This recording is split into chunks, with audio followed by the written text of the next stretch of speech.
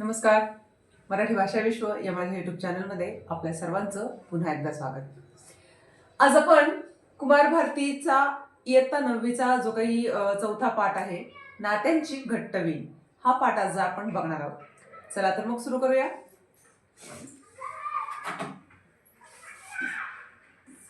हे मराठीचं पुस्तक आहे, कुमार भारती इयत्ता 9वीचं, त्यामधला पाठ क्रमांक 3.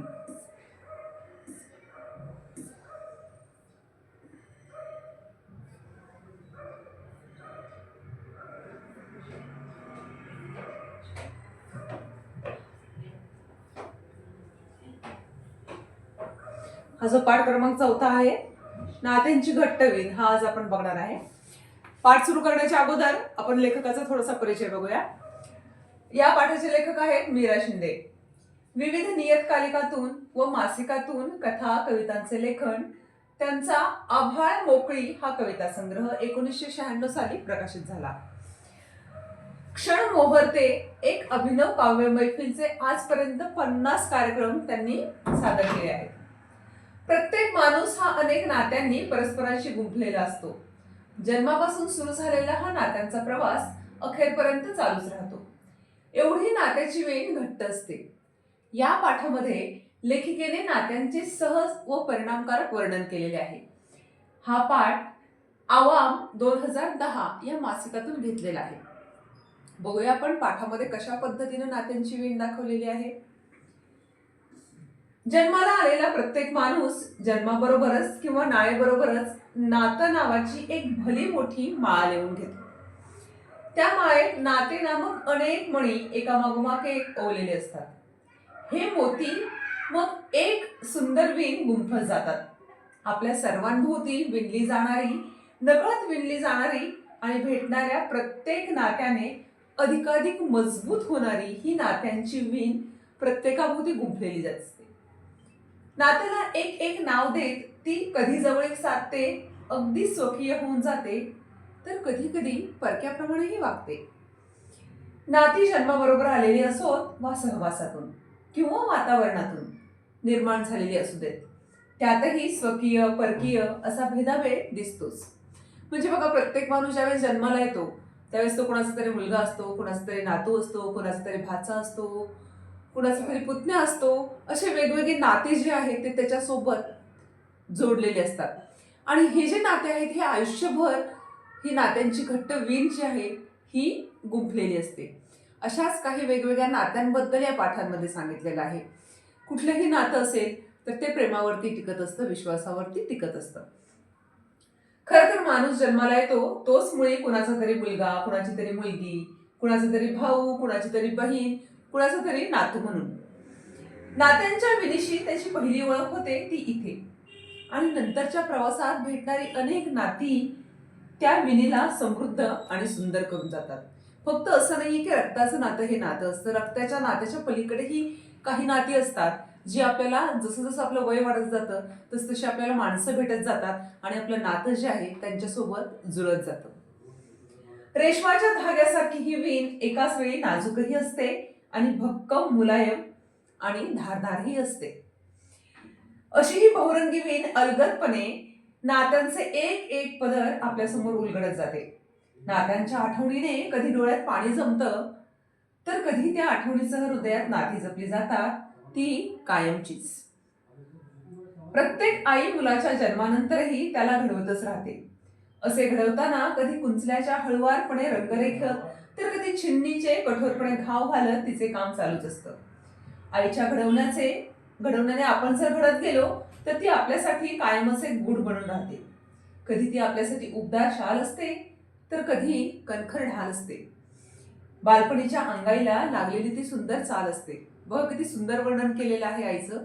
3च ओळीमध्ये केलेलं आहे की आई कधी आपल्यासाठी उबदार शाल असते, कधी कणखर ढाल असते, तर कधी लहानपणी अंगाईला लागलेली सुंदर चाल असते.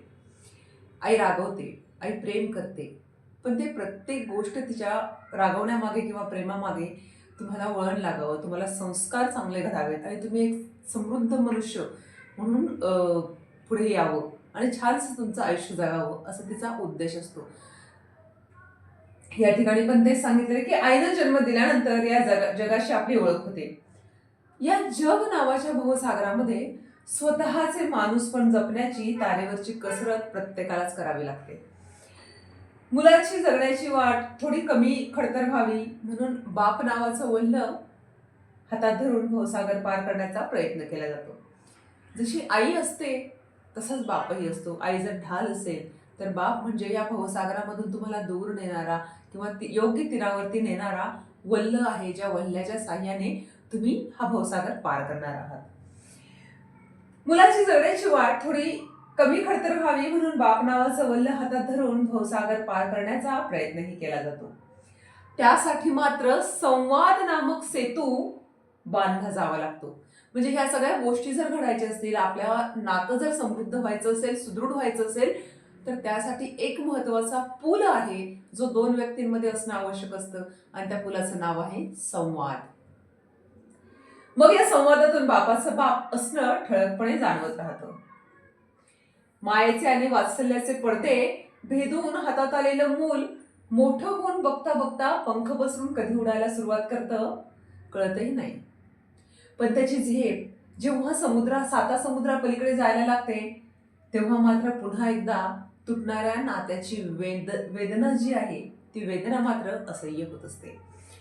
आनंदाचा मुखवटा धारण केलेल्या आईवडिलांचं दुःख मुलांना कळणार कसं आणि कधी? ही आईवडिलांच्या जीवाची उलघाल कधीही न कळणारी असते मुलांसाठी. बरीच मुलं जी आहेत की जी मोठं झाल्यानंतर शिक्षण घेतल्यानंतर चांगलं कुठेतरी दूर देशामध्ये उडून जातात आणि मग मायदेशी राहतात ते फक्त म्हातारी आईवडील. आणि मग त्या आईवडिलांनाही त्रास होत असतो, पण मुलांच्या भविष्यासाठी, त्यांच्या उज्ज्वल भवितव्यासाठी हे आईवडील जे ते मनावर दगड ठेवून हा आम्ही खुश आहोत, आम्ही आनंदी आहोत, तुम्ही सुखानं राहा, अशा पद्धतीनं हे नातं जे आहे हे सुदृढ करण्यासाठी कटिबद्ध असतात. ही आईवडिलांच्या जीवाची उलघाल कधीही न कळणारी असते मुलांसाठी. या विश्वात्मक जगात आपण मात्र पोरके होत जातो. हे दुःख उरी बाळगून आशीर्वादासाठी उंचावलेला हात तसाच ठेवून मुलांच्या पाठीशी उभं राहण्यापलीकडे आईवडील काय करू शकतात? आईच्या डोळ्यातून झरणाऱ्या अश्रूंची कथा साऱ्यांनाच माहित आहे. आई जी आहे ती रडून आपलं दुःख व्यक्त करते, आपला त्रास व्यक्त करतो. पण बापाचं काय? बाप नावाचा जो मनुष्य असतो तो रडूही शकत नाही. पण बाप नावाच्या पुरुषाच्या चेहऱ्यावरचा जबाबदारीचा मुखवटा दूर केला तर त्यामागे चेहऱ्यावरून ओघळणारे देखील अश्रूच असतात. ते फक्त जबाबदारीच्या मुखवट्याआड दडलेले असतात.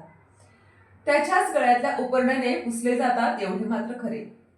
नवीन नाती जुळणं ही दोन्ही बाजूकडून घडणारी प्रक्रिया आहे.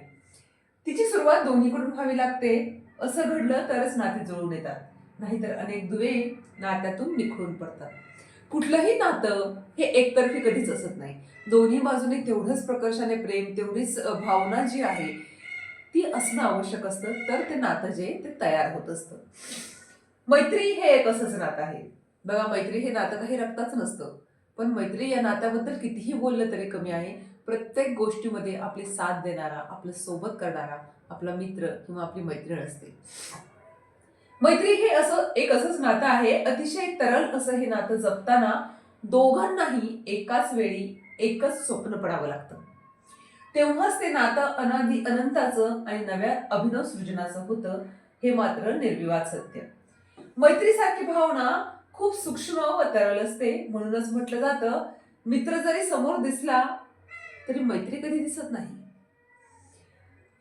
जगण्यासाठी अशी अनेक नाते आवश्यक असतात. त्यासाठी गरज भासते ती एका हितचिंतकाची, मार्गदर्शकाची, गुरुची. भारतीय परंपरेत गुरुकडून शिक्षण घेतल्यानंतर शिष्याला गुरुदक्षिणा द्यायची असते व गुरुने त्याला कानमंत्र द्यायचा असतो, जो पुढील कसोटीच्या काळात परिस्थितीवर मात कशी करायची हे शिकवून जातो. हे अजून एक नातं आहे गुरु आणि शिष्याचं. आपल्या भारतीय संस्कृतीमध्ये गुरु शिष्य परंपरा खूप मोठी आहे आणि आपण जे काही दरवर्षी गुरुपौर्णिमा साजरी करतो ते ह्याचं एक प्रतीक आहे.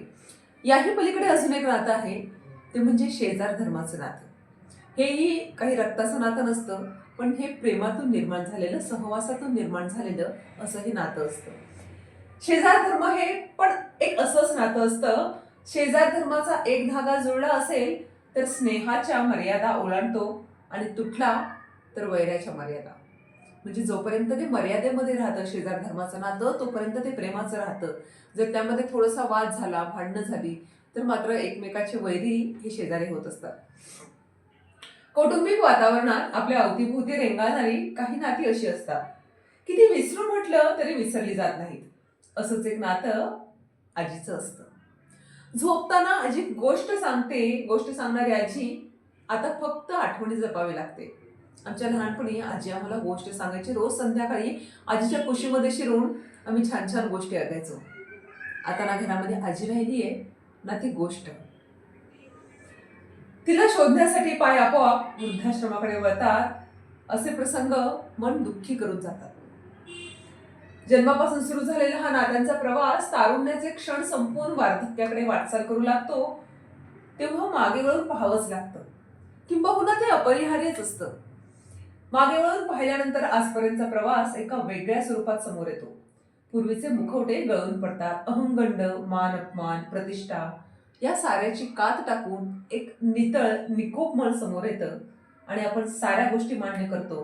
कारण उंबरठा ओलांडून पलीकडच्या जगात केव्हा जावं लागेल हे सांगता येत नाही. पिकलं पान गळलं तरी नवी पालवी फुटणार आहे, हा निसर्गाचा नियम आहे. यातून कोण सुटणार आहे?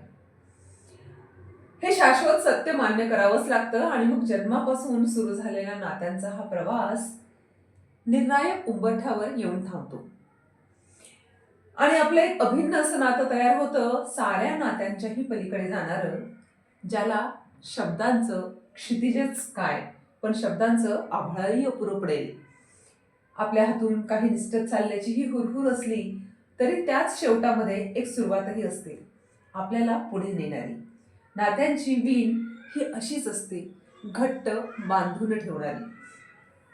बघा या ठिकाणी हे जे काही नाती आहेत या नात्यांवर प्रकाश टाकण्याचा प्रयत्न केलेला आहे. आजकाल हे नाते जे आहेत ते थोडेसे कमी झालेले आहेत. आजी, काका, काकू, आत्या, चुलत, मावस हे जे नाते आहेत हे खूप कमी प्रमाणामध्ये बघायला मिळतात. कारण विभक्त कुटुंब पद्धती झालेली आहे. पूर्वीच्या काळी जशी एकत्र कुटुंब पद्धती होती त्यामुळे नात्यांची वीण जी आहे ती खूप घट्ट होती. आता ती नात्यांची वीण जी आहे ती थोडीशी वेळ होत चाललेली आहे. अशा पद्धतीचा संदेश जो आहे तो या पाठामधून आपल्याला दिलेला आहे. या पाठाच्या स्वाध्यायासाठी माझे यूट्यूब चॅनल सबस्क्राईब करा, लाईक करा, शेअर करा. तोपर्यंत धन्यवाद.